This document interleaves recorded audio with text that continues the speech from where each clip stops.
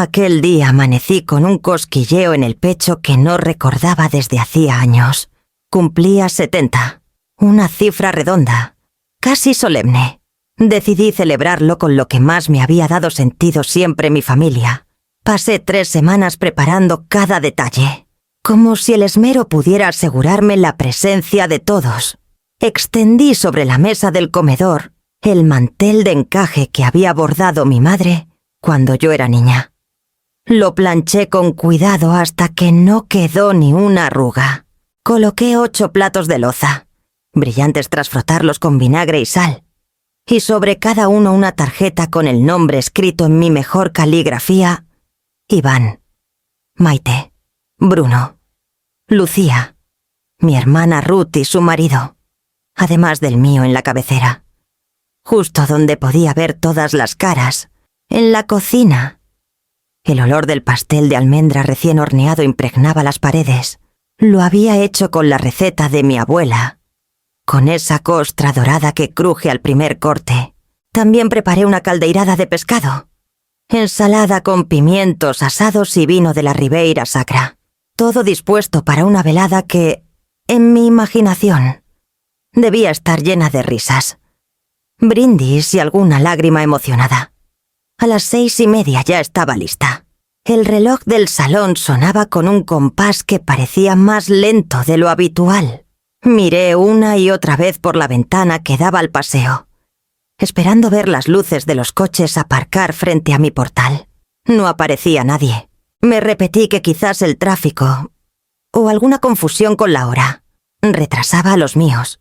Revisé el móvil, ningún mensaje. Mandé un par de notas de voz con tono animado, como quien no quiere mostrarse ansiosa. El silencio fue la única respuesta. A las 7, las velas que había encendido sobre la mesa ya habían comenzado a derretirse. Los pétalos de las flores frescas parecían marchitarse más rápido de lo normal. El pastel, intacto, reposaba sobre la encimera como un testigo incómodo. Me senté un momento en la cabecera, imaginando las voces que deberían llenar la estancia, y lo único que escuché fue el goteo del grifo mal cerrado. A las 8 en punto, cuando la certeza del vacío ya se me había instalado en los huesos, sonó el timbre. El corazón me dio un salto. Me levanté pensando que por fin habían llegado. Corrí hacia la puerta con una mezcla de alivio y reproche en la garganta. Pero no era Iván ni Maite, ni mis nietos con sus carcajadas. Era un mensajero, un joven con chaqueta amarilla que apenas me miró a los ojos.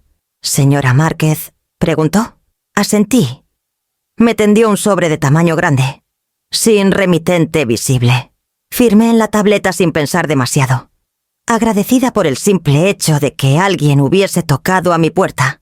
Cerré tras de mí, con el sobre en la mano, algo más pesada de lo que parecía. Me senté de nuevo a la mesa y lo abrí. Dentro había varias fotografías impresas en papel satinado.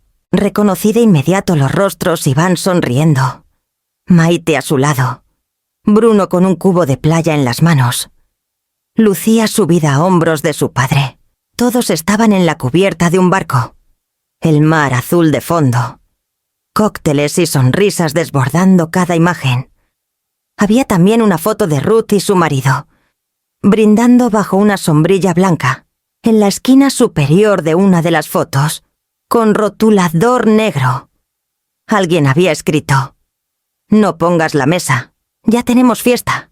Sentí cómo la sangre me bajaba hasta los pies. La nota era una burla, un dardo directo a lo que en ese momento tenía delante, una mesa perfectamente puesta, pero desierta. Miré las tarjetas con los nombres, como si las letras pudieran responderme. Volví a observar las fotos, el sol en sus rostros, la alegría compartida, la complicidad que yo había imaginado para mi velada. Todos juntos, excepto yo. Apreté el sobre entre las manos. El papel crujió con un sonido seco. Una parte de mí quiso pensar que era un error, una broma de mal gusto, un malentendido pasajero. Pero la nota escrita a mi mano revelaba algo más, Alguien había querido que lo supiera de la manera más cruel posible, sin margen para dudas, sin poder refugiarme en excusas. Me levanté despacio. Recogí uno a uno los platos y los guardé en el aparador. El mantel seguía extendido, como un lienzo vacío. En la cocina, el pastel de almendra esperaba ser compartido, pero yo ya no tenía apetito. Encendí la lámpara del salón, intentando espantar la penumbra que se había colado junto con la certeza amarga. Me quedé de pie frente a la mesa desnuda, sosteniendo el sobre abierto. No era solo la ausencia de mis seres queridos lo que me dolía, sino la evidencia de que alguien había querido subrayar mi soledad con una saña calculada, mientras el reloj marcaba las 8:15. Me invadió la sensación de que lo peor aún estaba por revelarse, y que esas fotos eran apenas el inicio de una verdad mucho más oscura que estaba a punto de salir a la luz. El silencio de la casa pesaba más que el mantel vacío. Las velas, consumidas hasta la mitad, dejaban un rastro de cera sobre el encaje, como si fueran lágrimas solidificadas. El reloj del salón seguía marcando cada minuto con una puntualidad cruel. Me quedé un rato mirando la mesa, incapaz de mover un dedo, como si aún existiera la posibilidad de que, en cualquier momento, todos entraran por la puerta con gritos de sorpresa y excusas apresuradas. Pero no ocurrió. El pastel de almendra se había enfriado del todo. Abrí la nevera y lo guardé con movimientos mecánicos, envolviéndolo en film transparente.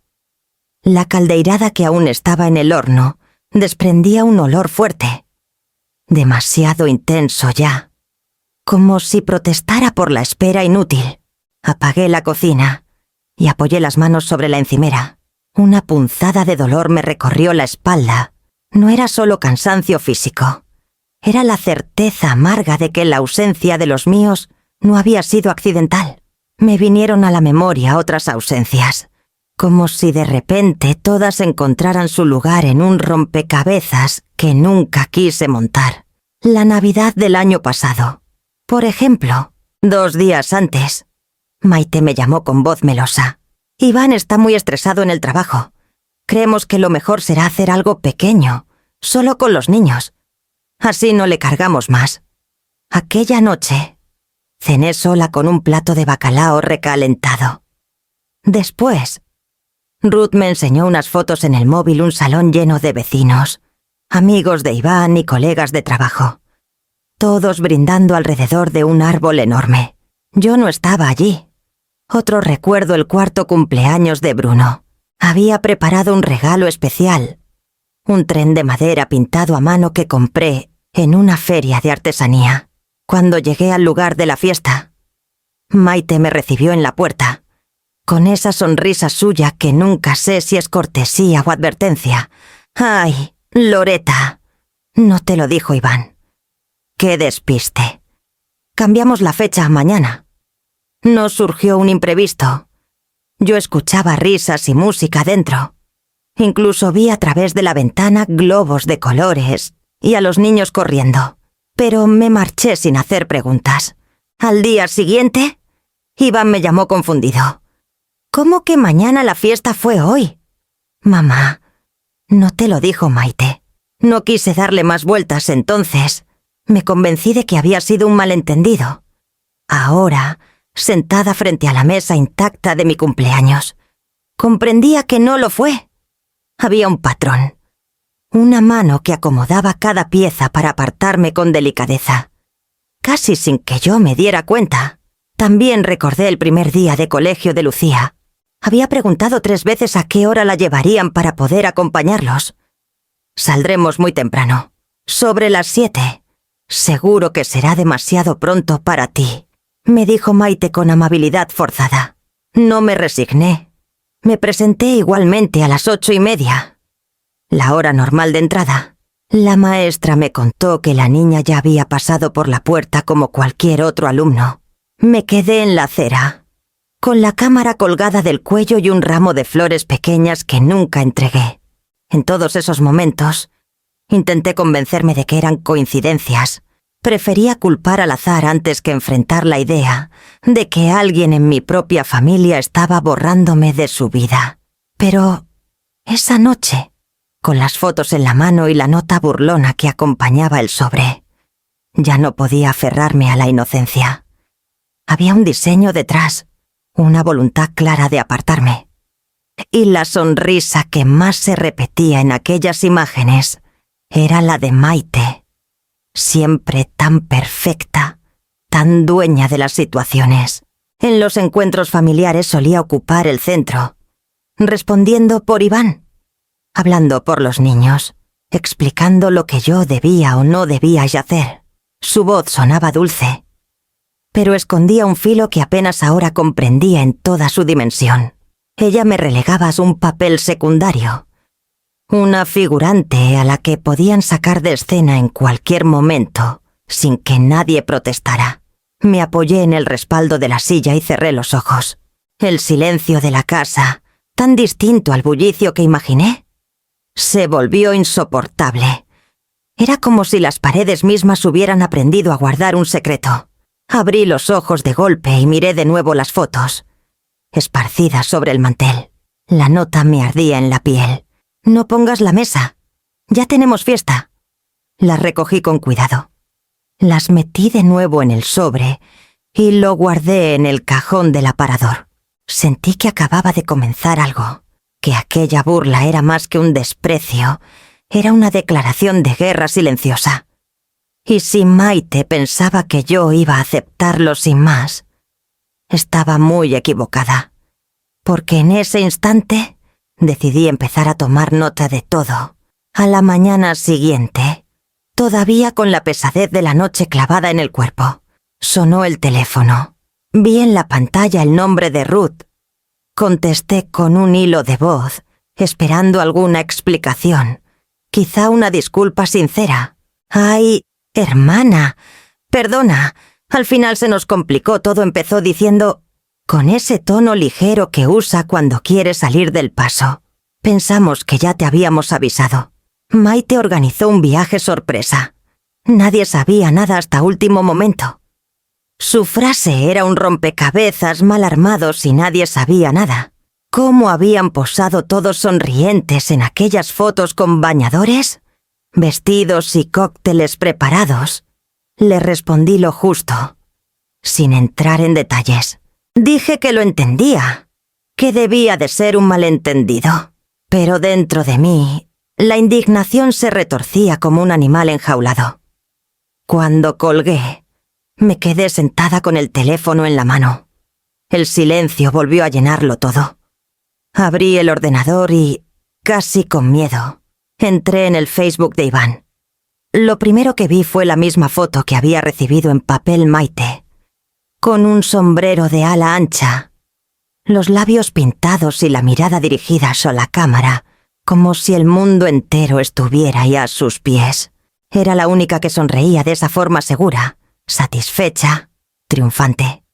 El resto posaba relajado, pero su sonrisa tenía algo distinto, como si dijera sin palabras: «Esta vez lo conseguí».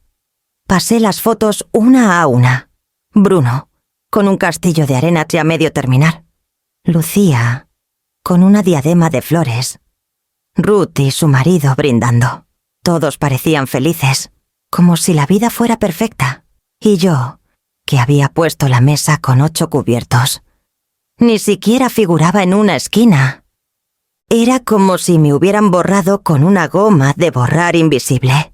Sentí que si no hacía algo para sostenerme, acabaría creyendo la versión de ellos. Como ya me había pasado otras veces, recordé con claridad la primera Navidad en que me dejaron fuera días después. Ruth me dijo que seguro me había confundido, que la invitación estaba implícita, que nadie quiso excluirme. Casi terminé pidiéndole perdón. Y así, poco a poco, había empezado a dudar de mi propia memoria. No esta vez. Me levanté y busqué en el aparador un cuaderno de tapas duras que me había regalado una antigua alumna. Lo abrí en la primera página y escribí con letra firme: «Las veces que me han borrado. Empecé a listar una tras otra. La Navidad del año pasado, el cumpleaños de Bruno, el primer día de colegio de Lucía, las comidas pospuestas con excusas vagas, las llamadas sin devolver. Cada entrada llevaba fecha, detalle y lo que cada uno me había dicho. Mientras escribía, me invadió una calma extraña, como si por fin pudiera agarrar la cuerda de algo que llevaba años resbalándoseme de las manos. Al ponerlo por escrito, las piezas se encajaban, no eran olvidos dispersos, eran pasos medidos hacia mi invisibilidad. Y en el centro de cada recuerdo, como una sombra con perfume caro, estaba Maite. Recordé su manera de hablar en las reuniones familiares, siempre interponiéndose entre Iván y yo. Tu madre está cansada. Mejor la dejamos descansar. No le demos tantas vueltas. Ya lo organizamos nosotros. Dichas con dulzura, pero con una firmeza que cortaba cualquier réplica. Y mi hijo, confiado. Asentía sin sospechar nada. Apoyé el bolígrafo y repasé las páginas llenas de tinta. Sentí un leve temblor en los dedos, mezcla de rabia y determinación. Por primera vez, tenía la prueba de que mi memoria no me traicionaba. Tenía un registro que nadie podía negar ni disfrazar con excusas, y en esa certeza encontré un respiro. Como si me hubiera armado con una coraza de papel contra la manipulación. Cerré el cuaderno y lo dejé sobre la mesa, junto al sobre con las fotos. 2 objetos, uno recibido a la fuerza y otro creado por mí, que juntos empezaban a contar una verdad distinta a la que me imponían. Miré por la ventana el cielo gris de la ciudad y supe que aquel cuaderno sería mi defensa cuando intentaran hacerme dudar de nuevo. Esa noche me acosté tarde, con la lámpara encendida y las imágenes de Maite en la pantalla aún grabadas en la mente. Su sonrisa, tan segura de su triunfo, era también una declaración de intenciones. Si creía que podía borrarme sin resistencia, iba a descubrir que la memoria de una mujer tiene más fuerza de la que se imagina. Había pasado una semana desde mi cumpleaños vacío. El cuaderno que empecé a escribir se había convertido en mi compañero inseparable. Cada noche añadía recuerdos, frases, fechas, como si temiera que el tiempo pudiera borrar la precisión de lo vivido. Aún así, la herida seguía abierta. El sobre con las fotos permanecía en el aparador, y yo lo miraba cada vez que pasaba por el salón, recordándome que aquello no era un malentendido pasajero, sino una exclusión deliberada. Aquella mañana de domingo, mientras barría la entrada, sonó el timbre. No esperaba a nadie. Miré por la mirilla y vi a un hombre en la treintena larga, o quizá 40, con barba de unos días y un gesto inquieto, como si hubiera ensayado 1000 veces la decisión de llamar y todavía dudara. Dudé en abrir, pero algo en sus ojos, una mezcla de urgencia y miedo, me convenció. Corrí el pestillo y entreabrí la puerta. Señora Márquez preguntó, con voz seca. Asentí, sin apartar la mano de la cadena. Mi nombre es Damián Rivas. Sé que esto suena extraño, pero necesito hablar con usted. Lo observé un segundo más. Su chaqueta estaba arrugada y tenía en la mano un sobre manila doblado. Le pedí que esperara un momento y liberé la cadena. Entró despacio, como quien pisa un terreno que no le pertenece.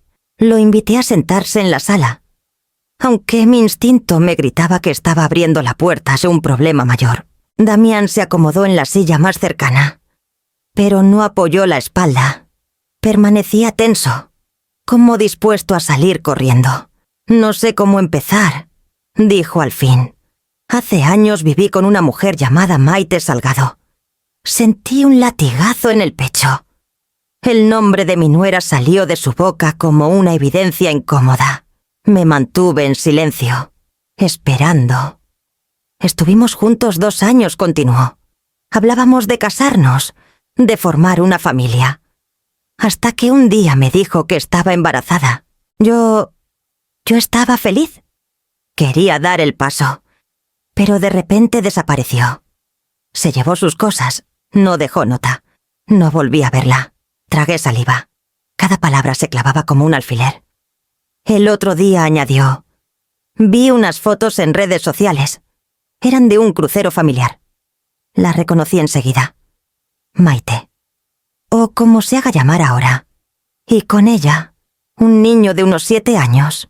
Lo miré, sin querer aún pronunciar nada. Ese niño tiene una cicatriz en la barbilla. Justo aquí, se señaló el rostro. La misma que yo tengo desde los 5, cuando me caí de una bicicleta. No sé si cree en casualidades, señora Márquez, pero yo no. El aire se me escapó de los pulmones. Bruno, mi nieto con su pequeña cicatriz en el mentón. Recuerdo de una caída en el parque, según Iván. Por eso estoy aquí, dijo Damián, y sacó el sobre que había traído consigo. He hecho una prueba de ADN con una muestra de cabello que conseguí en la peluquería donde lleva al niño. El resultado está aquí. No me atreví a abrirlo solo. Me tendió el sobre con manos temblorosas. Yo lo recibí, sintiendo que pesaba mucho más de lo que aparentaba. Lo apoyé sobre la mesa, sin abrirlo aún. El silencio que se instaló era tan denso que parecía material.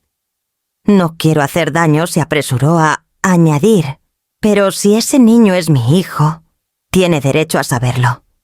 Y usted también. Lo miré fijamente. Había sinceridad en su voz y también dolor. La imagen de Maite, sonriendo triunfante en las fotos del crucero, se superpuso en mi mente con lo que acababa de escuchar. El sobre permanecía cerrado entre nosotros, como un muro que ninguno se atrevía a derribar todavía. Sentí un vértigo nuevo, la posibilidad de que todo lo que había creído sobre mi familia estuviera construido sobre un engaño aún mayor. Y en ese instante comprendí que mi soledad en aquel cumpleaños había sido solo la primera grieta de un edificio mucho más frágil de lo que imaginaba. Me quedé mirando el sobre, con la certeza de que, al abrirlo, nada volvería a ser igual. El sobre descansaba sobre la mesa como un animal dormido, al que nadie se atrevía a tocar. Damián lo empujó suavemente hacia mí, pero yo no lo abrí enseguida. Lo observaba, con las manos entrelazadas, como si al mantenerlo cerrado pudiera retrasar el golpe que intuía inevitable. Al final, respiré hondo y rasgué el borde. Dentro había un informe impreso con membrete de un laboratorio privado. Mis ojos recorrieron las líneas sin comprenderlas del todo, hasta que tropecé con las cifras finales. Probabilidad de paternidad, 99,6%. Sentí cómo el suelo bajo mis pies se deslizaba. Bruno, mi nieto, el niño al que había arrullado cuando apenas cabía en mis brazos, no era hijo de Iván. Damián me miraba en silencio, esperando una reacción que no llegaba. No lloré, no grité, solo me quedé quieta, con la hoja entre los dedos, como si así pudiera evitar que se deshiciera en cenizas. La rabia y la tristeza me atravesaban al mismo tiempo. Un cóctel imposible de digerir. Pero el informe no acababa ahí. Entre los anexos había copias de documentos obtenidos por un investigador privado. El nombre que aparecía no era Maite Salgado. Era Margarita Winters, nacida en Zaragoza, con un historial que se extendía como una cadena de humo, 2 matrimonios breves, ambos terminados con demandas por fraude económico y manipulación, una mudanza tras otra, siempre reinventándose, siempre con una nueva identidad. Recordé la primera vez que conocí a Maite. Se presentó en casa con un vestido sencillo, sonriendo como si la vida fuera un regalo continuo. Me habló con dulzura. Me tomó de la mano y me dijo que yo sería la segunda madre que siempre había soñado tener. Qué fácil me había dejado convencer. Qué ciega estuve para no ver que aquellas palabras Eran un libreto ensayado 1000 veces. Sentí, junto a la rabia, un extraño alivio, porque de pronto todas las piezas se encajaban. No estaba loca. No me había inventado las exclusiones ni las mentiras. Alguien había diseñado mi borrado con precisión.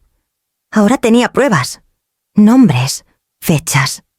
La verdad ya no era solo un presentimiento doloroso. Era un hecho documentado. Damián, con la voz quebrada, añadió: no la busco a ella. Solo quiero que mi hijo crezca conociendo quién es en realidad. Me impresionó su serenidad. A diferencia de mí, no parecía dominado por la furia, sino por una necesidad simple: ser reconocido como padre. Lo comprendí en lo más hondo. Yo también quería lo mismo: ser reconocida como madre, como abuela, como parte irrenunciable de una familia que Maite, o Margarita, había intentado arrancarme. Doblé el informe con cuidado y lo guardé en el cuaderno donde llevaba semanas registrando cada detalle.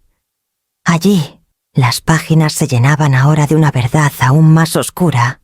Le ofrecí un café a Damián.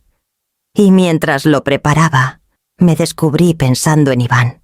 Mi hijo había vivido 8 años en una mentira cuidadosamente construida. Había entregado su amor, su tiempo, sus sueños de paternidad a un niño que creía suyo. ¿Cómo podría soportar la verdad sin que lo destrozara cuando Damián se marchó?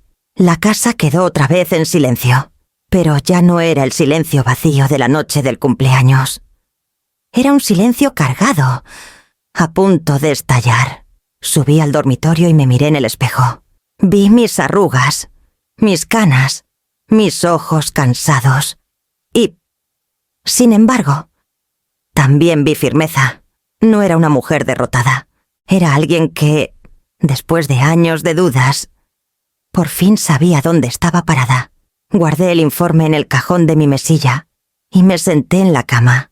La pregunta martilleaba en mi cabeza sin tregua: ¿cómo exponer esta verdad sin destrozar a los niños, sin arrancarles de golpe la inocencia que aún les quedaba? Me quedé allí, con la luz tenue encendida, convencida de que el siguiente paso debía ser calculado, frío, casi quirúrgico, porque lo que estaba en juego no era solo mi dignidad ni la de Iván, sino la vida entera de 2 criaturas que no tenían culpa de nada y que merecían crecer rodeadas de verdad. Dormí poco esa noche. El informe de ADN permanecía en la mesilla como un animal vigilante, dispuesto a recordarme cada vez que abría los ojos que mi vida había cambiado de raíz. Al amanecer, tomé una decisión.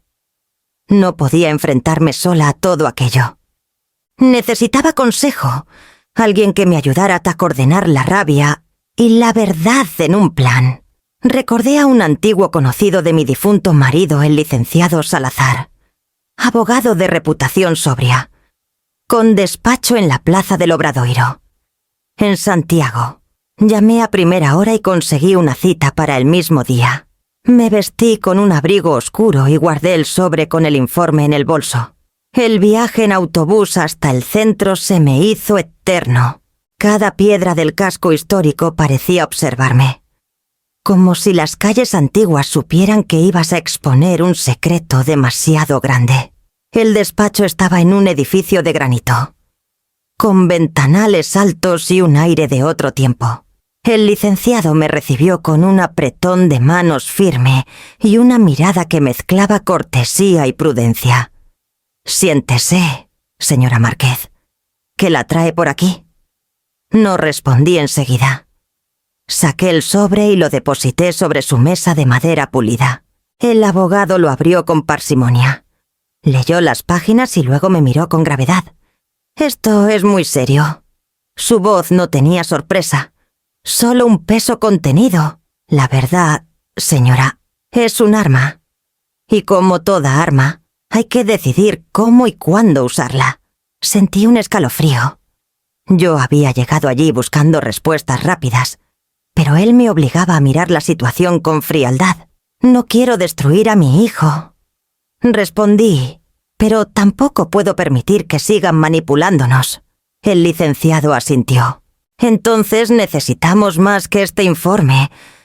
La identidad falsa de su nuera y este historial de fraudes pueden ser importantes. Pero para proteger a su hijo y a esos niños, debemos reunir todas las pruebas posibles. Sacó una carpeta y anotó algunos datos que le di. De pronto, se detuvo y me preguntó: ¿ha notado movimientos extraños en sus cuentas bancarias? Me sorprendió la pregunta. Le dije que apenas usaba mis ahorros, que vivía con la pensión y algún ingreso pequeño del alquiler de un trastero. Me pidió autorización para revisar posibles créditos a mi nombre. Firmé los papeles sin pensarlo demasiado. Mientras tanto, seguimos hablando de Maite, o más bien de Margarita Winters. Salazar reconocía el patrón mujeres u hombres que cambian de identidad y buscan parejas estables, con recursos o con patrimonio que se pueda exprimir. Este tipo de personas, me explicó, no se conforman con un engaño emocional. Suelen buscar también un beneficio económico, y muchas veces lo hacen usando a terceros como garantes. La conversación me revolvió el estómago. Recordé que meses atrás me había llegado por correo una carta del banco que no entendí del todo. Pensé que era publicidad y la rompí sin abrirla bien. Podría haber sido un aviso. El licenciado me pidió calma. Haría una revisión a fondo. Terminamos la cita con un plan claro: recopilar documentos, obtener copias certificadas de los antecedentes de Margarita y vigilar cualquier movimiento sospechoso en mis cuentas. Al salir, el aire frío de la plaza me golpeó el rostro. Las campanas de la catedral sonaban, solemnes, como si acompañaran mi decisión. Ya no era solo un asunto de traición familiar. Había indicios de que Maite había ido más lejos. Demasiado lejos. 2 días después recibí una llamada de su despacho. Su secretaria me informó, con tono contenido, que habían detectado 3 créditos pequeños, a plazos, abiertos hacía más de un año, todos a mi nombre. Me quedé helada. No recordaba haber firmado nada, y sin embargo ahí estaban, con mi firma falsificada. Colgué el teléfono y me quedé quieta en la cocina, con la sensación de que el piso se inclinaba bajo mis pies. El engaño no se limitaba a Sabiruno ni a las fiestas a las que no me invitaban. Había algo más oscuro, un plan en el que yo también era pieza involuntaria. Me senté y abrí mi cuaderno.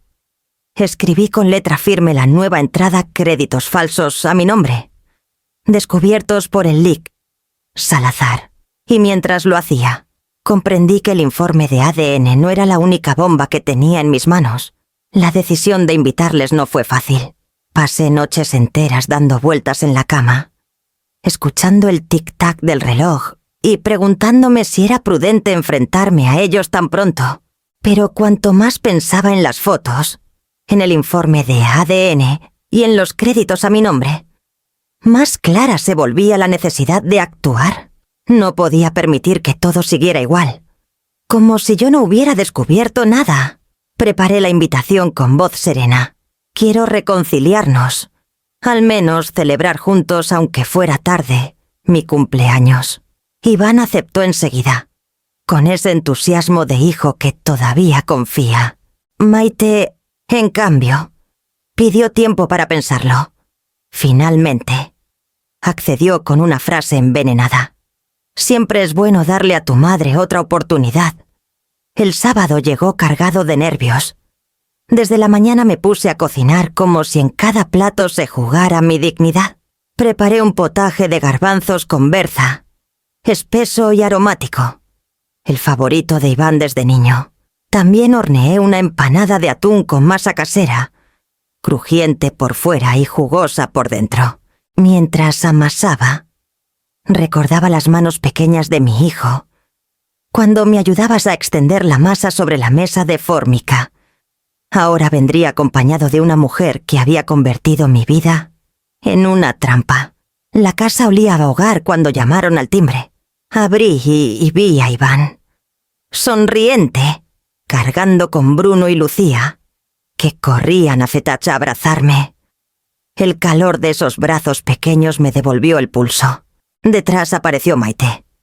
Impecable como siempre, vestido marfil, labios pintados con precisión y una mirada que exploraba cada rincón, como si midiera mis carencias.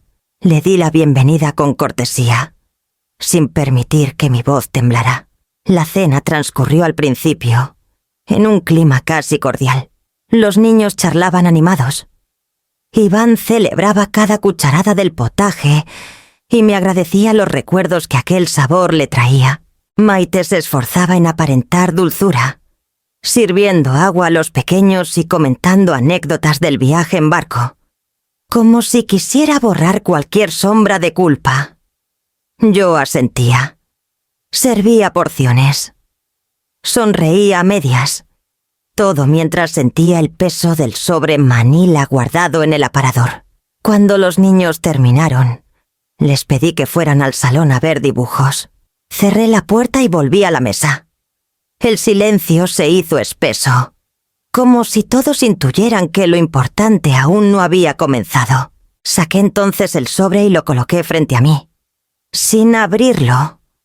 He pensado mucho en lo que significa la familia, dije con calma. Y creo que ha llegado el momento de hablar de verdad. Iván frunció el ceño, preocupado. Maite me miró con una mezcla de desafío y burla. «Mamá, ¿qué ocurre?», preguntó mi hijo. Apoyé la mano sobre el sobre y fijé mis ojos en los de ella. «Lo que ocurre, Iván, es que llevamos años viviendo alrededor de una mentira. Y la responsable está sentada en esta mesa».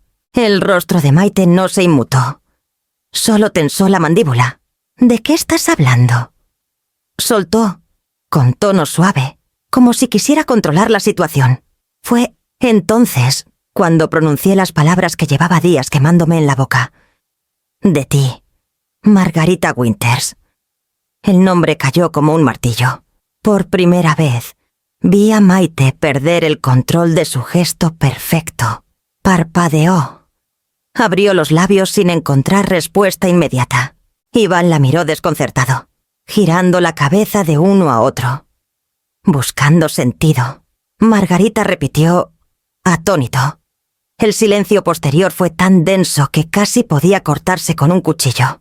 Yo me mantuve erguida, con las manos firmes sobre el mantel, consciente de que aquella sola palabra había abierto una grieta que ya no podría cerrarse. Sabía que lo que estaba por venir sería aún más duro, pero al menos había dado el primer paso, arrancar la máscara, y al ver el temblor en las manos de Maite comprendí que, por primera vez, ella no tenía el control. El silencio tras pronunciar aquel nombre se volvió insoportable. Podía escuchar el golpeteo del corazón en mis sienes, cada latido resonando en la estancia. Saqué los documentos del sobre y los extendí sobre la mesa. El sonido del papel contra el mantel fue como un trueno. Iván los tomó con manos temblorosas. Primero los miró con confusión, luego con un desconcierto creciente. Pasaba las hojas una y otra vez, como si la repetición pudiera alterar las cifras, como si el número 99,6% pudiera transformarse por arte de magia en un 0. Esto no puede ser, balbuceó. Sus dedos se crisparon sobre quien el informe. Levantó la vista hacia mí, con los ojos húmedos, y luego la dirigió hacia Maite. Ella, lejos de derrumbarse, sonrió con esa frialdad que tantas veces me había hecho dudar de mi cordura. «Iván, no puedes creerte estas tonterías. Tu madre siempre ha tenido celos de mí. Desde el principio intentó separarnos. Sentí la sangre hervir en mis venas, pero me mantuve en silencio. Sabía que era su juego provocarme, hacerme parecer la histérica». Iván se levantó de la silla. Empezó a caminar alrededor de la mesa como un animal acorralado. «Dices que Bruno nació prematuro», continuó leyendo. «Pero si coinciden las fechas, Dios mío. Se llevó las manos a la cabeza, apretando el cabello. Yo recordaba aquel día en la clínica la llamada apresurada. La voz de Iván excitada contando que el bebé había llegado 3 semanas antes de lo esperado. Maite lloraba de felicidad, asegurando que había sido un parto difícil pero lleno de amor. Y yo, ilusa, no cuestioné nada. Mira cómo intervino ella, poniéndose de pie y rodeando la mesa para acercarse a mi hijo. Todo esto es un montaje. Iván, tu madre no soporta verme feliz contigo. Siempre quiso que dependieras de ella. Él se apartó de golpe, como si su contacto quemara. Tenía el rostro desencajado, los ojos rojos, la respiración entrecortada. No digas eso, susurró con voz rota. Mi madre me crió sola. Me sacó adelante cuando no teníamos nada. ¿Cómo puedes insinuar que lo hace por celos? Maite endureció el gesto. Lo que pasa es que no soporta perder el control. Quiere que vuelvas a ser el niño que ella maneja. Y yo soy el obstáculo. Por eso inventa historias. Yo apenas podía contenerme. Me obligué a mantener la voz firme. No invento nada. Iván, tienes las pruebas en tus manos. Las cifras no mienten. Ese niño, Bruno, no es tu hijo biológico. Él cerró los ojos. 2 lágrimas gruesas rodaron por sus mejillas. Se dejó caer en la silla otra vez, como si las piernas ya no lo sostuvieran. El papel se arrugó en su puño. Lo amo, dijo con un hilo de voz. Da igual lo que diga ese papel. Es mi hijo. Se me partió el alma al escucharle. Yo también amaba a ese niño. Y, sin embargo, la verdad estaba ahí, cruel e inamovible. Maite aprovechó la grieta. Se inclinó hacia él, acariciándole la espalda. ¿Ves?, murmuró. Te lo dije. Lo único que importa es lo que sentimos nosotros. No dejes que tu madre destruya lo que tenemos. Iván levantó la mirada y me buscó. En sus ojos había un dolor desgarrador. Una mezcla imposible de amor, traición y miedo. Yo extendí la mano hacia él, sin palabras, solo para recordarle que no estaba solo. Él la miró, pero no se atrevió a tomarla. Entre los 3, la mesa parecía una frontera insalvable. Y en ese instante entendí que la batalla no era solo por la verdad, sino por su lealtad. Mi hijo estaba atrapado entre 2 mujeres que reclamaban un lugar en su vida desde trincheras opuestas. La grieta en sus ojos se abrió como un abismo. Y yo no podía dejar de preguntarme a quién elegiría cuando llegara el momento de decidir entre su madre y su esposa. Los gritos empezaban a elevarse y sentí un nudo en el estómago. Bruno y Lucía seguían en el salón, a pocos metros de aquella tormenta. Me levanté de inmediato, apartando el informe de la mesa. Crucé el pasillo y encontré a los 2 sentados frente al televisor, con los ojos abiertos de par en par, más pendientes del eco de las voces que de los dibujos animados. Me arrodillé a su lado, intentando que mi sonrisa fuera un refugio. Tranquilos. Amores, les susurré. A veces los adultos discutimos porque nos confundimos con las palabras. No significa que no nos queramos. Lucía se acurrucó contra mi hombro. Y Bruno, con el ceño fruncido, preguntó: ¿Papá y mamá están enfadados contigo? Sentí un pinchazo en el corazón. Acaricié su cabello con ternura. No, cariño. Solo hablamos de cosas importantes. A veces los mayores contamos historias equivocadas y necesitamos aclararlas. Vosotros no tenéis la culpa de nada. Logré que se sentaran conmigo en la alfombra, sacando unas piezas de construcción que guardaba para cuando venían de visita. Empezaron a encajar los bloques con la inocencia de quien todavía no entiende de traiciones. Sus risas tímidas fueron como un bálsamo en medio del estruendo. De repente, escuché pasos rápidos en el pasillo. Maite apareció en la puerta, con el rostro desencajado y el bolso colgado del hombro. Bruno, Lucía, nos vamos ya, ordenó, estirando la mano. Me interpuse con calma, sin levantar la voz. No es momento de marcharse. Los niños están bien aquí. Ella se inclinó hacia ellos, pero Iván llegó justo detrás. Su voz, quebrada pero firme, resonó como nunca antes le había escuchado. No, nadie se mueve de esta casa hasta que hablemos con un abogado. Maite se giró, furiosa, pero en su mirada se adivinaba un atisbo de miedo. «Vas a dejar que tu madre controle tu vida otra vez», le lanzó como un veneno. Iván sostuvo su mirada. Temblaba. «Lo sé, pero no se apartó. Voy a dejar de vivir en mentiras. Y si hay algo que aclarar, se hará con un abogado delante». Bruno lo miraba todo con desconcierto. Se levantó y tiró de la manga de su padre. «Papá, ¿por qué gritáis tanto?» Iván lo abrazó con fuerza, con lágrimas asomando en sus ojos. «Porque a veces los mayores cometemos errores, hijo.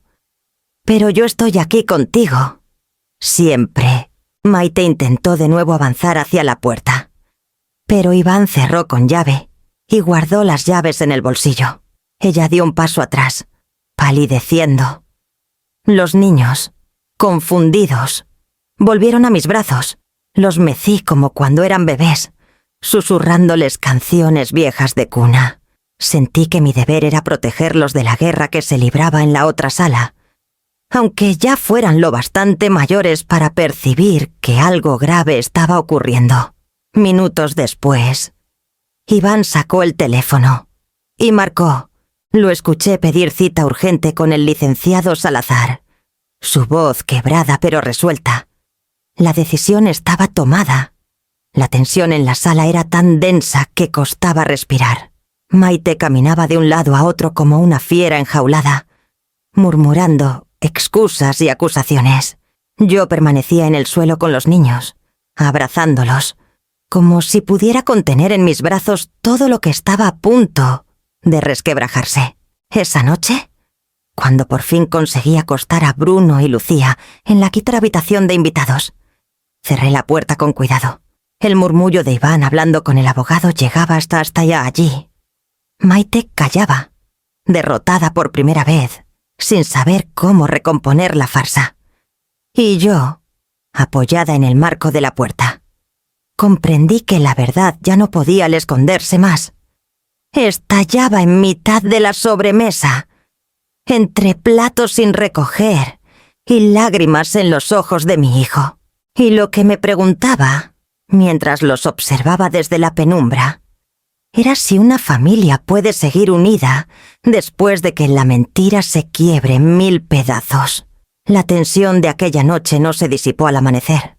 Iván había pasado la madrugada en vela, moviéndose de un lado a otro del salón, con el teléfono en la mano, esperando la confirmación de la cita con el abogado. Maite, en silencio, parecía un animal acorralado, calculando su próxima jugada. Yo, agotada, solo podía pensar en los niños que dormían en la habitación de invitados, inocentes en medio de un huracán que no habían provocado. Fue entonces cuando sonó el timbre de nuevo. Eran las 8 de la mañana y, al abrir la puerta, encontré a Ruth. Mi hermana llevaba un abrigo ligero y el gesto torcido. Parecía nerviosa, como si supiera de antemano que entraba en un campo minado. «He venido a hablar», dijo sin rodeos. No la invité a pasar. Simplemente se abrió camino hacia la sala. Cuando vio a Iván, con los ojos rojos de no dormir, y a Maite sentada con los brazos cruzados, se quedó inmóvil unos segundos. «Ya lo saben, ¿verdad?», preguntó en voz baja. La sangre me heló. Esa pregunta, tan directa, no necesitaba explicación. «¿Qué sabías tú?». Ruth, mi voz temblaba, más de rabia que de cansancio. Ella se removió, sin mirarme a los ojos. «No todo, pero lo suficiente, Maite». Me aseguró que cuando llegara la herencia de la casa de los abuelos, yo recibiría una parte generosa. A cambio, debía mantenerme al margen. No preguntar, no interferir. Sentí un vacío en el pecho. como si me arrancaran el aire. Mi propia Raase hermana, la que me había acompañado en la infancia, la que compartió conmigo duelos y alegrías, había vendido su silencio a cambio de unas promesas manchadas. ¿Y lo aceptaste?, le pregunté, con un hilo de voz. Ruth apretó los labios, incapaz de sostener mi mirada. Pensé que era lo mejor, que no era asunto mío. Era tu familia, repliqué. Era mi hijo. Eran mis nietos. Y tú lo sabías. Iván se levantó de golpe, golpeando la mesa con el puño. Así que mientras yo criaba a Bruno creyendo que era mi hijo, tú mirabas hacia otro lado. Mientras mi madre era excluida de todo, tú callabas. Ruth quiso hablar, pero Maite se adelantó, con esa voz suya que mezclaba veneno y dulzura. No la culpes a ella. Hizo lo que cualquiera habría hecho: aceptar una oportunidad. Yo cumplí mis promesas. Siempre lo hago. La frase fue la chispa que encendió mi rabia. Tus promesas son cadenas, Maite. Y tú, Ruth. Me giré hacia mi hermana. Tú decidiste atar esas cadenas con tus propias manos. El silencio que siguió fue insoportable. Ruth se cubrió el rostro con las manos y rompió a llorar. Pero sus lágrimas no consiguieron lavar la herida que acababa de abrir en mí. La traición de la sangre se sentía distinta, más profunda, como una grieta que nunca termina de cerrarse. Me aparté unos pasos, sintiendo que necesitaba aire. Afuera, el sonido lejano de las campanas me recordó que el mundo seguía girando, indiferente a nuestra desolación. Dentro, en aquella sala, todo se había roto un poco más. Y me quedé preguntándome qué duele más, la traición de los extraños o la de tu propia sangre. El día de la reunión llegó con un peso especial. Yo misma había insistido en que era necesario que Iván y Damián se miraran a los ojos y hablaran sin intermediarios. Salvo yo, el despacho del licenciado Salazar nos ofreció la neutralidad que necesitábamos: paredes de madera, silencio sobrio y una mesa amplia donde podían sentarse frente a frente. Iván llegó primero. Tenía el gesto endurecido, aunque en su mirada se leía un cansancio que me partía el alma. Era mi hijo, y lo veía desgarrado entre la fidelidad a un niño al que había amado como suyo y la certeza amarga de haber sido engañado. Poco después entró Damián, con paso vacilante. No había hostilidad en su rostro, solo un nerviosismo sincero, el de alguien que se adentraba en terreno desconocido. Durante unos minutos nadie habló. El abogado abrió la carpeta, pero yo fui quien rompió el silencio. Estamos aquí por Bruno, dije con voz firme, porque lo que ninguno de nosotros quiere es hacerle daño. Iván suspiró, y Damián asintió en silencio. No busco arrebatarle a nadie, explicó Damián. Bruno siempre tendrá ya a Iván como padre. Solo quiero estar presente, darle lo que puedo darle. No me perdonaría desaparecer otra vez. Iván apretó las manos sobre la mesa. Lo he criado desde el primer día. Lo he visto dar sus primeros pasos, decir sus primeras palabras. Es mi hijo, aunque la sangre diga otra cosa.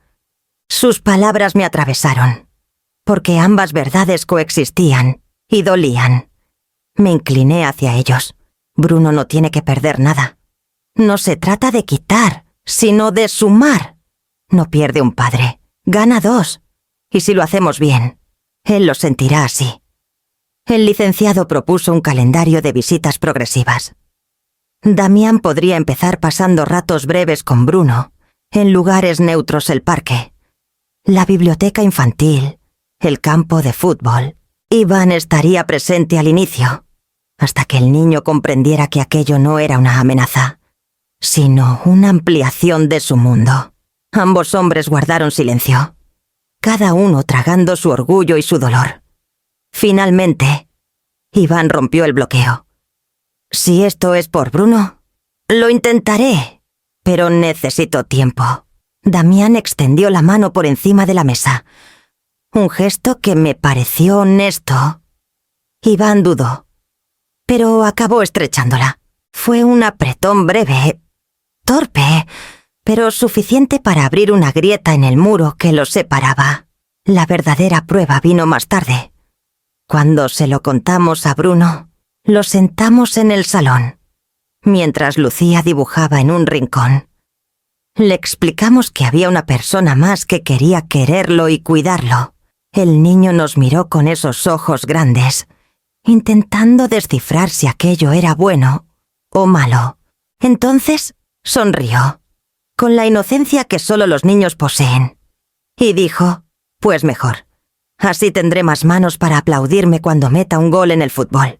La risa que estalló en ese instante alivió tensiones que parecían imposibles de soltar. Iván lo abrazó. Damián le revolvió el pelo, y yo me quedé mirándolos con los ojos húmedos, agradecida de que, al menos por un momento, todo pareciera sencillo. La tarde terminó con planes para la primera visita en el parque. Me acosté esa noche con la pregunta, rondando mi mente: ¿sería posible sumar sin que nadie tuviera que restar? Los días siguientes estuvieron marcados por reuniones, firmas y una tensión constante que parecía instalarse en el aire. El licenciado Salazar se convirtió en una figura imprescindible, casi un guardián, guiándonos en un terreno lleno de trampas. Fue él quien nos explicó con calma que lo mejor para Bruno era una custodia compartida entre Iván y Damián.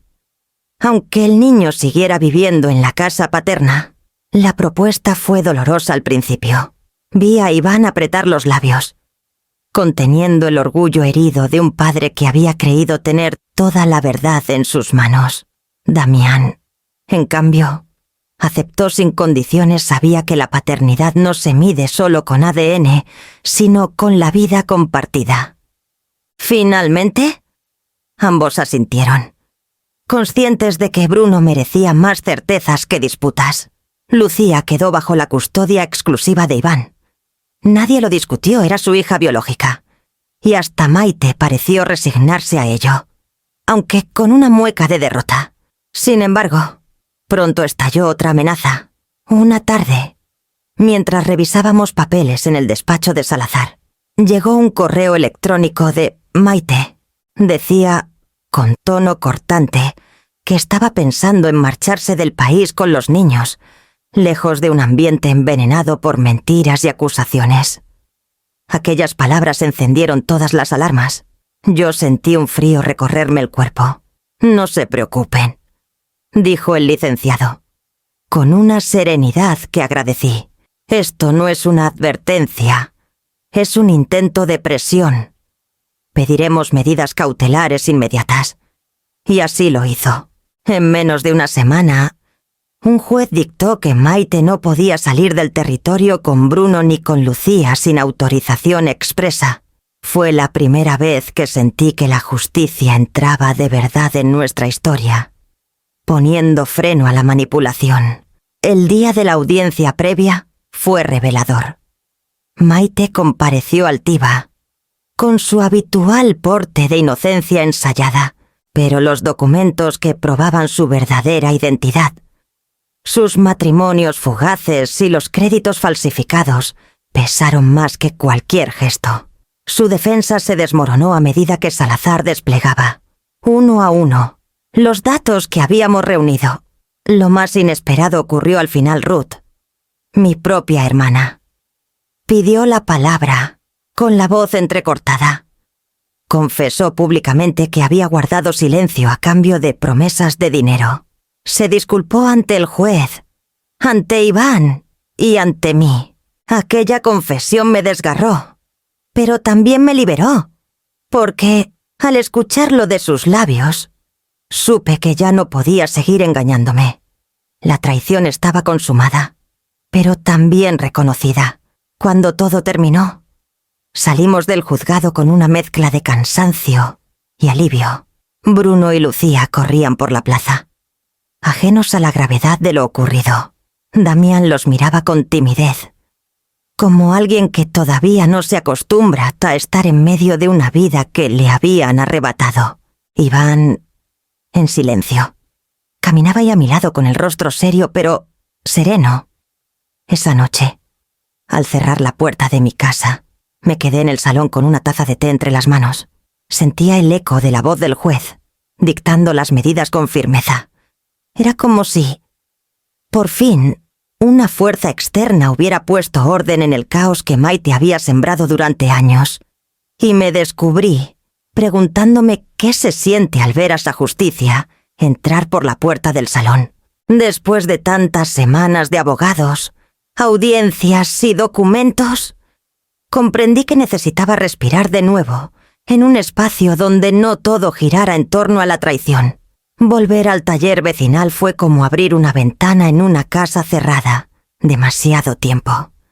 Aquel viejo salón del centro cultural, con paredes encaladas y ventanales que daban a la plaza, llevaba meses vacío. Decidí reabrirlo y darle un nombre nuevo: el Taller del Limonero, en recuerdo del árbol que cuidaba en mi jardín, símbolo de raíces y frutos renovados. La primera tarde llevé mi máquina de coser y un par de cajas con hilos de colores. No esperaba gran cosa, quizá 2 o 3 vecinas curiosas. Pero, para mi sorpresa, llegaron más de 10 mujeres mayores con sus canastillas, jóvenes con niños pequeños, incluso un par de hombres que confesaron haber heredado el gusto por la aguja de sus madres. El aire se llenó pronto de conversaciones, risas tímidas y el inconfundible sonido del pedal de las máquinas. Bruno y Lucía me acompañaban. Se sentaron en una mesa pequeña con trozos de tela y empezaron a bordar puntadas torcidas que me parecieron más hermosas que cualquier diseño perfecto. Damián pasó a saludar y se quedó un rato enseñándole a Bruno cómo tensar el bastidor. Iván, aún herido pero más tranquilo, trajo bizcochos para compartir con todas. En ese instante entendí que mi casa había dejado de ser un lugar de encierro y sospecha. Había conseguido trasladar la vida más a la plaza, convertir la soledad en comunidad. Las vecinas también traían sus historias. Una bordaba para olvidar la ausencia de su hijo emigrado. Otra cosía servilletas para reunir dinero para la escuela de su nieta. Yo escuchaba cada relato como si recogiera pedazos de tela distinta, hilando un mosaico común. Y en medio de esas voces, mi dolor encontraba compañía. Se transformaba en algo que podía compartirse sin vergüenza. El taller se convirtió, con rapidez, en un punto de encuentro. Los niños jugaban en el suelo mientras las madres charlaban. Las ancianas enseñaban puntadas antiguas que parecían canciones bordadas en hilo. Y yo, entre agujas y telas, recuperaba el pulso de la vida. En una de esas tardes, Bruno me miró con ojos brillantes y me dijo: «Abuela, aquí siempre hay gente que aplaude, aunque no marque goles». Lo abracé con fuerza. Era cierto, en ese espacio no se juzgaban las derrotas ni las cicatrices. Solo se valoraba la paciencia de cada puntada y el deseo de construir algo bello. Al volver a casa, ya no sentía que las paredes me atraparan.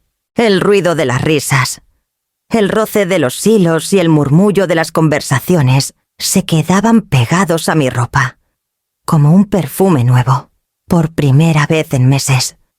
El miedo se había reducido a un susurro lejano. Me acosté esa noche con la certeza de que, aunque las mentiras habían rasgado profundo, aún quedaban manos y hilos capaces de bordar lo roto. Y me pregunté si un simple bordado podía unir de nuevo lo que tanto dolor había desgarrado. El viento del Atlántico tenía ese sabor salino que siempre me recordaba mi niñez.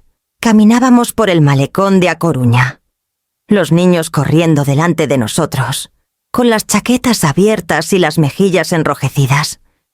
Iván y Bates a mi derecha, en silencio, con las manos en los bolsillos, mientras Damián ocupaba mi izquierda, atento a cada paso de Bruno, que no paraba de señalar barcos como si fueran tesoros flotantes. No era un paseo cualquiera. Sentía que estábamos probando una forma nueva de estar juntos, sin máscaras ni engaños, aceptando lo complicado de nuestra realidad.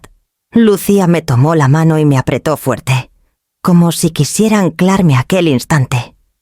Yo, que tantas veces había temido perderlos, me descubrí caminando rodeada de lo más valioso, en un punto del recorrido, frente a las barandillas blancas que miran al mar abierto. Un turista se ofreció a hacernos una foto. Dudé un segundo.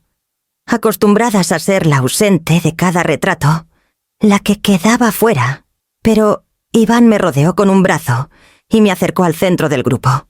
Damián hizo lo mismo desde el otro lado. Los niños se colocaron delante, sonrientes, con el sol de la tarde iluminándoles los rostros. Ahora sí, dijo Iván, como si sellara un pacto invisible. El clic de la cámara atrapó algo más que una imagen. Capturó la evidencia de que existíamos como familia, aunque no encajáramos en los moldes de antes. Cuando vi la foto en la pantalla, sentí un nudo en la garganta. Allí estaba yo, en el centro, no en los márgenes. No era la mujer borrada de los cumpleaños ni la sombra de un salón vacío, sino la raíz de aquella nueva constelación. Esa misma noche, Iván la subió a las redes sociales. No hubo ironía ni burla en el pie de foto. Solo unas palabras sencillas. Mi familia. Me quedé mirando la publicación, esperando los comentarios mordaces, las preguntas incómodas, la malicia escondida detrás de cada teclado. Pero lo que llegó fue distinto: felicitaciones, corazones, palabras de ánimo. Gente que veía lo mismo que yo, una imagen honesta, sin disfraces. Los niños la celebraron como si fuera un gol. Bruno me enseñó orgulloso cómo sus amigos le habían dado me gusta y comentó, riendo: ahora sí tengo más manos para aplaudirme. Damián sonrió. Y por un instante todo fue sencillo. Comprendí que esa foto era más que un retrato, era una declaración. El hilo invisible que me habían querido cortar se cosía de nuevo en una imagen compartida. Nadie podía borrarme ya. Estaba allí, en el centro, visible para todos. Cuando cerré el móvil, sentí una calma que hacía meses no me visitaba. El rumor del mar aún resonaba en mis oídos, como si quisiera recordarme que la vida, igual que las olas, siempre encuentra manera de volver. Y pensé en lo poderoso que puede ser un simple disparo de cámara capaz de reescribir una historia entera. No había pasado ni un mes desde que el juez dictó las medidas cautelares, cuando Maite reapareció. Fue un viernes al anochecer, llamó al timbre de la casa de Iván.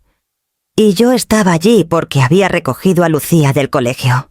La puerta se abrió y, por primera vez en mucho tiempo, la vi sin su impecable armadura, el maquillaje corrido, el pelo en desorden y un bolso colgado al hombro como quien se aferra a lo único que le queda. Solo quiero ver a Bruno, dijo sin preámbulos, con la voz cargada de urgencia. Un rato a solas, nada más. Iván, que estaba en el pasillo, se tensó de inmediato. Damián, que había llegado para llevar a Bruno al entrenamiento, la miró con frialdad contenida. No respondió Iván. No después de todo lo que ha pasado. Ella dio un paso adelante, con las manos temblorosas. Soy su madre. Iván, no puedes apartarlo de mí. Solo necesito hablarle, explicarle, sin testigos, precisamente porque eres su madre. Intervino Damián con tono firme. Lo que hagas ahora quedará grabado en él. Y si quieres verlo, será con nosotros delante. No habrá encuentros a solas. Maite se llevó las manos al rostro y empezó a llorar. Sus lágrimas caían abundantes, como tantas veces en el pasado. Pero algo había cambiado. Ya no despertaban la compasión automática de antes. Las miradas de Iván y Damián no se ablandaban. La mía tampoco. Fue entonces cuando Bruno apareció en la escalera, atraído por el alboroto. Lucía asomó detrás de él, sujetando su muñeca favorita. Maite, al verlos, extendió los brazos con un gesto desesperado. «Ven, cariño, ven conmigo». El niño se quedó quieto. Miró a su padre, luego a Damián, y finalmente bajó un peldaño, pero no corrió hacia ella. Su voz fue clara, infantil y dura a la vez. «No quiero ir solo contigo. Mamá, siempre estás enfadada». «Lucía», en un susurro que todos escuchamos, añadió, «y siempre dices cosas malas de la abuela». Las lágrimas de Maite se transformaron en un sollozo desgarrador. Se arrodilló en mitad del pasillo, pero los niños no se movieron. Era como si hubieran aprendido, demasiado pronto, a protegerse de aquel torbellino que antes confundían con amor. Iván los rodeó con un brazo y los atrajo hacia él. Damián se adelantó un paso, interponiéndose entre ellos y Maite. Nadie la insultó ni la echó con violencia. Simplemente quedó apartada, de rodillas en el suelo, sin poder llegar a quienes siempre había utilizado como piezas de su juego. «Tienes derecho a verlos», dijo Iván, con voz firme.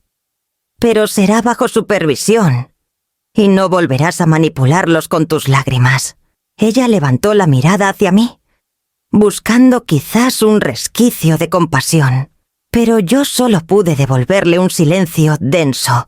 Ya no era la nuera que me borraba de las fotos, sino una figura desmoronada, prisionera de su propio engaño. Cuando la puerta se cerró tras ella, los niños se acurrucaron en el sofá. Iván les acariciaba el pelo, y Damián los tranquilizaba hablando del partido del día siguiente. Yo los miraba y pensé que Maite ya no tenía el poder de infundir miedo, porque lo más devastador para ella no era que la justicia la vigilara, ni que sus mentiras hubieran sido expuestas. Lo más devastador era que hasta sus propios hijos habían dejado de temer perderla.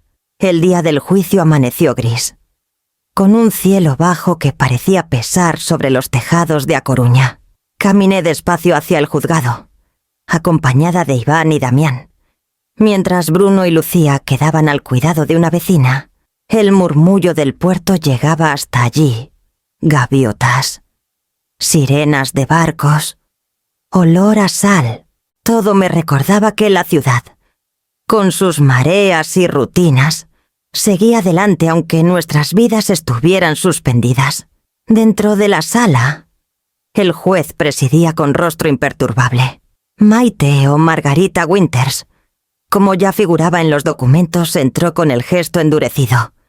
Aunque sus manos delataban nerviosismo, llevaba un traje claro que pretendía devolverle cierta dignidad, pero las pruebas acumuladas pesaban más que cualquier apariencia. El licenciado Salazar expuso con calma cada irregularidad. Primero, el historial de identidades, nombres distintos en diferentes comunidades, todos enlazados por las mismas fechas de mudanza y matrimonios breves. Luego, los créditos abiertos a mi nombre, con firmas falsificadas que coincidían con su letra en otros contratos. Cada papel era un hilo que, al unirse, dibujaba un tapiz innegable de fraude y manipulación. Maite intentó defenderse. Lloró. Acusó a Damián de querer arruinarla. Insinuó que yo había conspirado con él para destruir su matrimonio, pero el juez, paciente, la interrumpió con una sola frase que resonó en toda la sala. «No son conjeturas, señora Winters. Son hechos». Cuando llegó el turno de la sentencia, el silencio era absoluto. Todos conteníamos la respiración. El juez habló despacio, como quien mide cada palabra. Dadas las circunstancias, se le ofrece la posibilidad de conmutar parte de la condena por trabajos comunitarios. Cumplirá horas en el centro social del barrio, colaborando en tareas de limpieza y mantenimiento, allí mismo donde su suegra dirige el taller de costura. El eco de esas palabras me recorrió entera. No había humillación gratuita en la decisión. sino un acto de justicia poética. La misma mujer que había intentado borrarme de mi familia tendría que trabajar en el espacio donde yo reconstruía mi lugar en la comunidad. Las semanas siguientes confirmaron esa imagen. En el centro cultural, las mesas se llenaban de telas y risas. Las vecinas cosían puntadas firmes y los niños correteaban entre sillas. Iván, con delantal, preparaba guisos para todos. Damián ayudábase a mover mobiliario y organizar las actividades.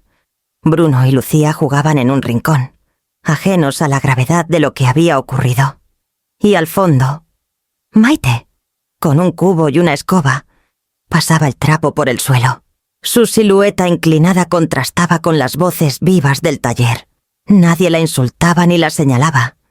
Simplemente estaba allí, cumpliendo la sentencia. Mientras yo bordaba junto a mis compañeras, miré mis manos sosteniendo la aguja.